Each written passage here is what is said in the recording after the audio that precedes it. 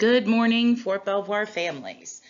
So I know that everybody is probably self-isolating these days, and it can be just a little bit stressful for parents and for kids. So we thought, while we're waiting for more direction with regard to how we're going to do at-home learning with kids, we thought we would just put out some information to help parents help their kids learn how to manage stress. And this presentation is actually adapted from one that we did with our 6th grade students in their classrooms at the Fort Belvoir Upper School this year.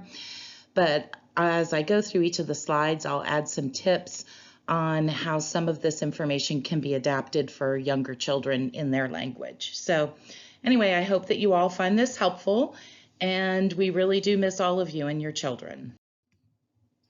So first of all, when we think about the current events that are going on today, those can have a pretty significant impact on kids and on their mental health. A lot of times we'll have the TV going in the background because, of course, all of us really want to keep up to date on what's going on in the world today, not really thinking about the impact that that can have on kids. So it's really important to be mindful of what's on your TV, and if you need to keep the news on, that you're really monitoring what your children are watching so that you can talk it through with them and help them understand what's going on and what you're doing to keep them safe. So prevention, of course, is always the best way of managing stress. Take a walk outside, play with the dog or cat, make some crafts. Now might be a really good time to break out the paper plates and pipe cleaners, or even if all you have is some plain white paper, making some snowflakes with your kids. You can go old school, practice some math flashcards with your kids, although we assume you'll have to have some pretty fun incentives to get them motivated to do that.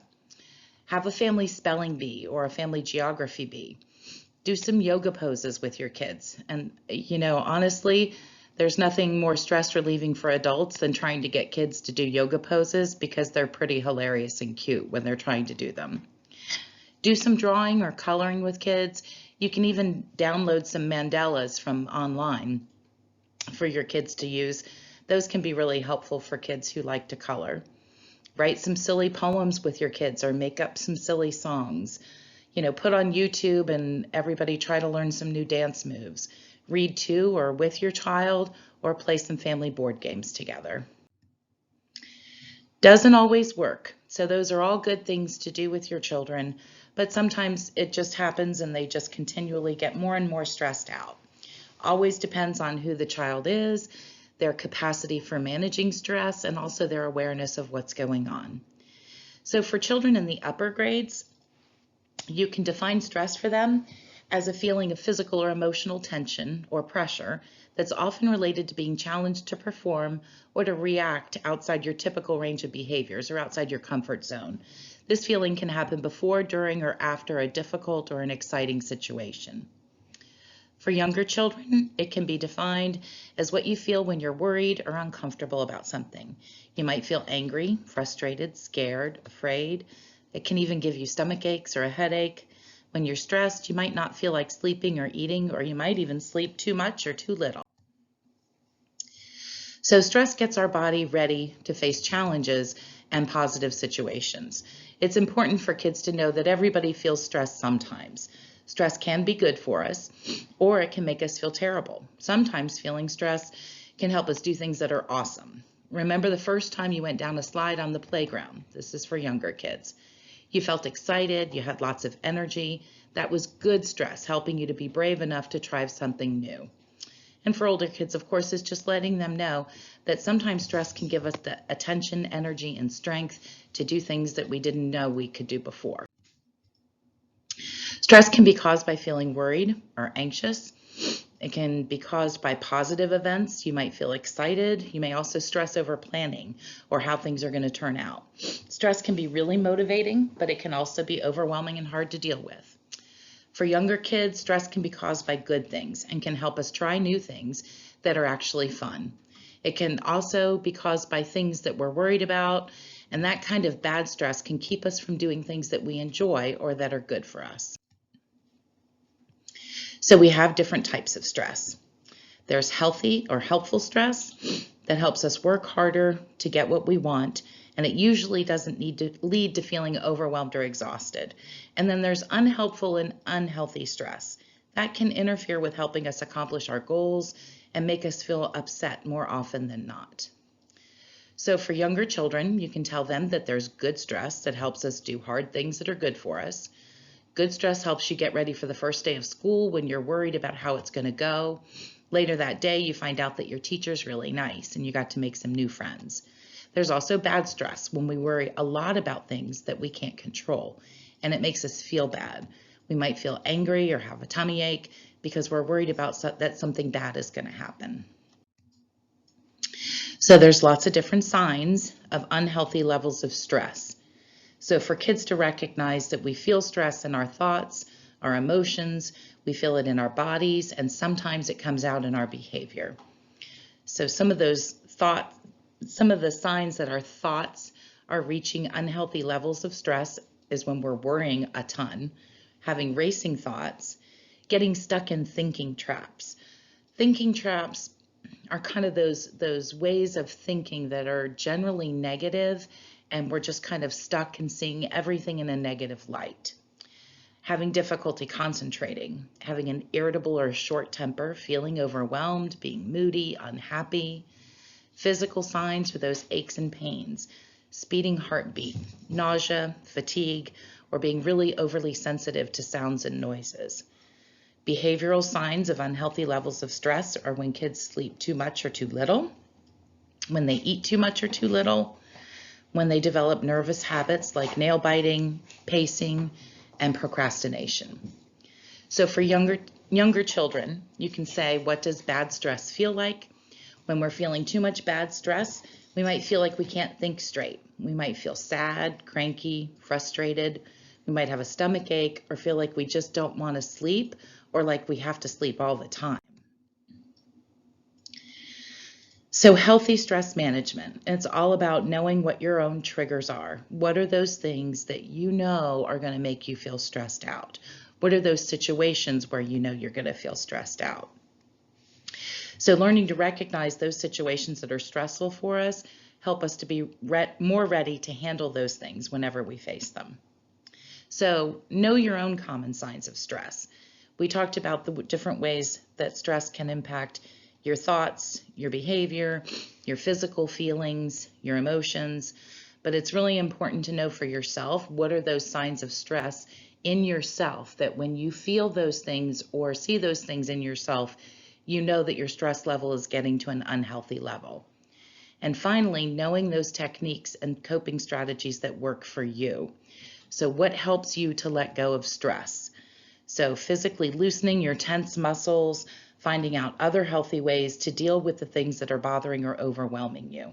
What are the things that you can do that help you relax? And again, for younger children, we can explain to them that when we have those bad stress feelings, it's important to know how to make ourselves feel better. Things that help us feel better when we have too much bad stress are called coping strategies. Those are things we can do to help us relax. We'll talk about some of those things today. First, can you think of some of those things that make you feel better when you start to worry? So healthy versus unhealthy coping strategies. Some of those healthy coping strategies that we really try to promote with kids at the school are to talk about the problem with friends, family, and teachers, take a walk or a hike outside, do some kind of physical activity, count to 10 to give yourself time to think or even to give yourself time to calm down. Choose healthy foods, practice deep breathing, meditating, and draw or make other artwork or just imagine a calm place. It's important for kids to be able to recognize those unhealthy strategies, such as sleeping all day, getting angry at your friends or family for no real reason, telling yourself that you're the worst person in the world, so getting mad at yourself, procrastinating doing important things by playing video games all the time, eating a whole cake by yourself, when you stop exercising, or using drugs or alcohol. So some things that can be a sign of helpful and unhelpful coping strategies are crying. Crying sometimes can be really good for you, and it can make you feel really good to have a good cry. If you find yourself crying all the time, or that little things make you cry that normally wouldn't, that might be a sign that your stress is reaching an unhealthy level. Removing yourself from a situation for an extended period of time can be unhelpful if you're in school, right? It can be a helpful strategy if there are certain people who are doing things that make you feel bad about yourself when you're around them, and removing yourself from those people can be a very healthy thing for yourself. Going into the bathroom and letting out a good old scream. We don't recommend this unless you've let your teachers or your parents know that that's exactly what you're doing to let out some stress and not staying in there for a really long time. So for younger children, some ideas for healthy coping strategies are taking a walk with someone in your family, talking about what's stressing you out with someone who loves you, counting to 10 very slowly and thinking about your favorite place or your favorite person, taking 3 deep breaths while you think about something or someone who makes you happy, drawing or reading by yourself or with a family member. So preventing unhealthy stress levels. One of the most important things is managing expectations. So understanding what's doable and what's reasonable for yourself, right? Expecting myself to be a 5'10" fashion model is not a very realistic expectation for myself, right? Eating healthy and getting enough exercise is a realistic expectation for myself. Unrealistic expectations are expecting too much or too little of yourself or other people can cause stress. So in the first part of managing unhealthy stress levels is to have those realistic expectations of yourself and of others. So you're setting yourself and them up for success and fulfillment. Having unrealistic expectations of ourselves or others can set us up for disappointment, resentment, and just frustration. Okay. So recognizing personal triggers and stress identification. When we go through this exercise with kids, we talk about 3 different kids, 3 different scenarios that we read to them. And then we have them talk about, if you were in that situation that we just read to you, how might your body feel? What thoughts, emotions, and behaviors might happen during that time? And what were the expectations of the person that we read to you about, realistic or unrealistic? And how might you deal with the stress that this person is managing?